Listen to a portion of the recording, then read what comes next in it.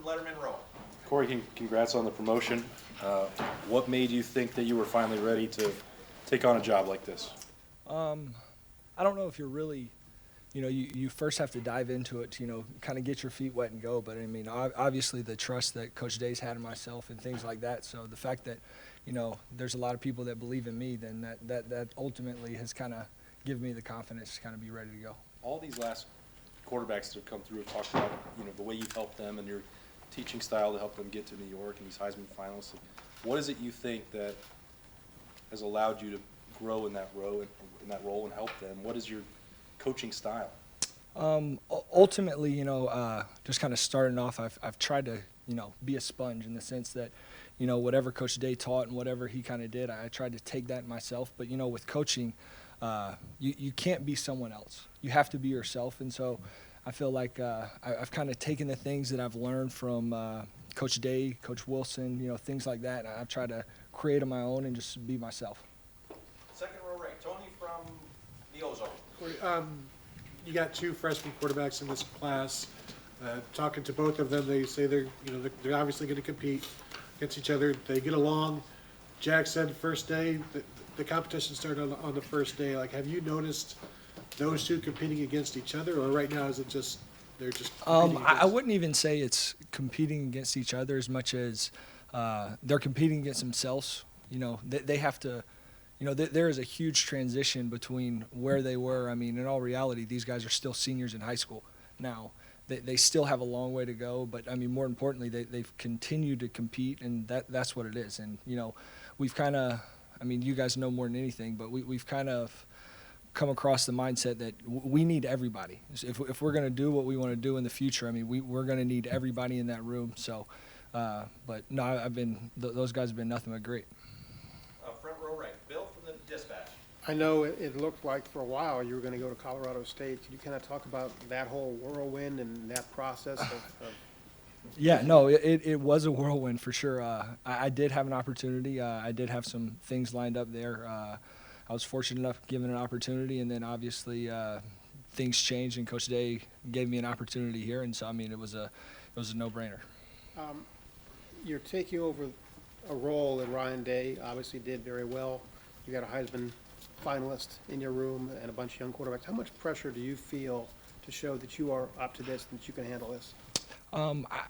Sure, pressure's always there. Like you want to succeed, you want to do well, so there is pressure. You obviously always put pressure on yourself, but I'm not coming in looking to change anything. I'm not coming in to, hey, I would do this better than that, or I would have done this way.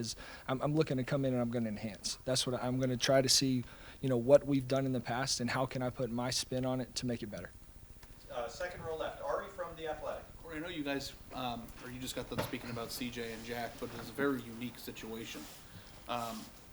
Is it kind of interesting that in your first job, you're at a place like this, not only that, but you're dealing with a guy like Justin, and then you're also looking over a very important backup quarterback competition? I mean, is this like the most complicated first year a quarterback coach could have? We've had our, shares of, guys competing for spots. I mean, even when I first got here, I saw the JT Barrett, Cardell Jones and that thing. And so, and then obviously Dwayne and Joe. And so I've seen a quarterback competition in itself, but, so, I mean,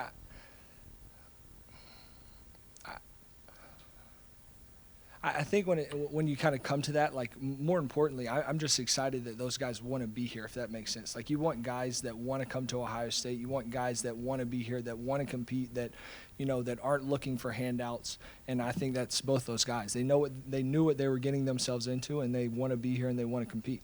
Having been here for a long time, seeing Cardale and JT and Joe and Dwayne, what could you learn from some of the most intense quarterback battles this game has even seen, and how do you take that in terms of how it's going to enhance your ability to do this job?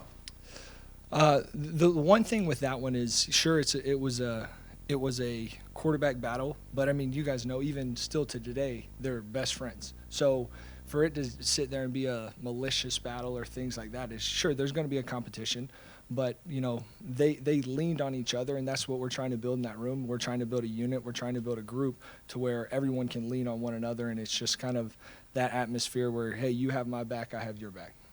Front row left, Nathan from Cleveland.com. Coach Day talked about continuity being a big reason why he, not that you weren't qualified, but just the continuity was one of the reasons why he wanted to elevate you into this position.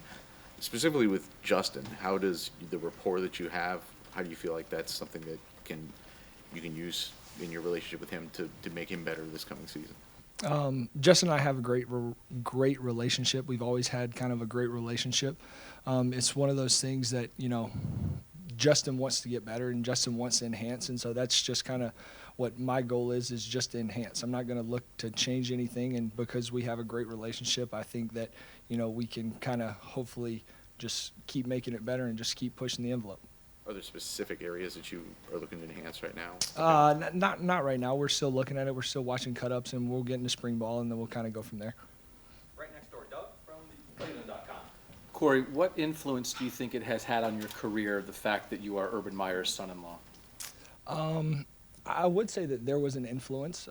Maybe not the influence that, people will say or things like that, but, being around Coach Meyer, what he's done, the type of person he is, the type of coach he is, and, he's had an influence on a lot of young coaches who's come through this profession. I feel like there's been a lot of young coaches at Ohio State who've gone on and gotten jobs, and I think if you'd go ask those guys, they'd say, sure, there's definitely been an impact from Coach Meyer on their profession.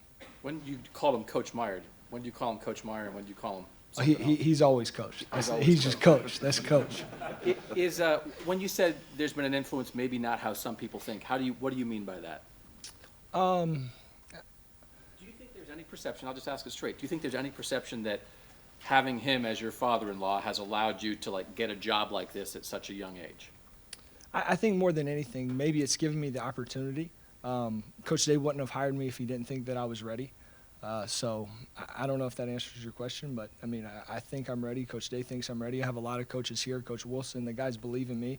I've had players kind of believe in me, and I think I'm ready to go. What do you think how would you describe the biggest difference between the role that you had before when you were involved with these guys in different positions, and now you're in in charge of the room? What's the biggest? Everybody faces that in life when you get a promotion. What's the biggest difference, would you say?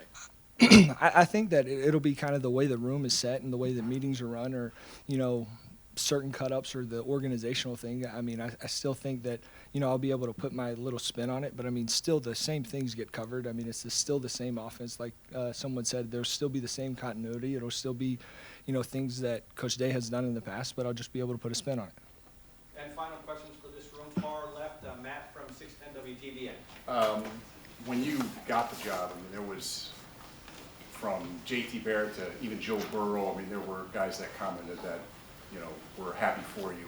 I'm wondering how much you saw that, and how did that make you feel that the guys that you would work with kind of more behind the scenes, and Dwayne Haskins, rejoiced in the fact that you were getting this. Yeah, no, absolutely. It made me feel great. It definitely gave me, a little boost of confidence that those guys are some of the best. Joe Burrow just won the Heisman. Michael Thomas is, arguably the best receiver in the NFL. Dwayne Haskins was a top 15 first-round draft pick. So, those are all guys who've been extremely successful. J.T. Barrett's one of the greatest quarterbacks in the history of Ohio State. So the fact that, those guys believed in me, absolutely, that's definitely a big boost of confidence. And when you got hired, Coach Day said that from the moment he got here, even picking him up at the airport, you were his right-hand man.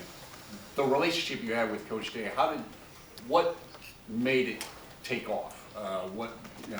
Why did you hit it off and, have you standing here today? I think one thing that was, different for me is, working with Coach Day the last 3 years. And, I guess you could say that, I've interviewed for this job every day for the last 3 years. He's seen what I've done. He knows the way that I prepare. He knows the way that I do things. And so I guess just the way that I've kind of been around and the way that I've kind of done things that's kind of been our relationship. Great. Corey, thank you. Thanks, very much. Corey. Corey.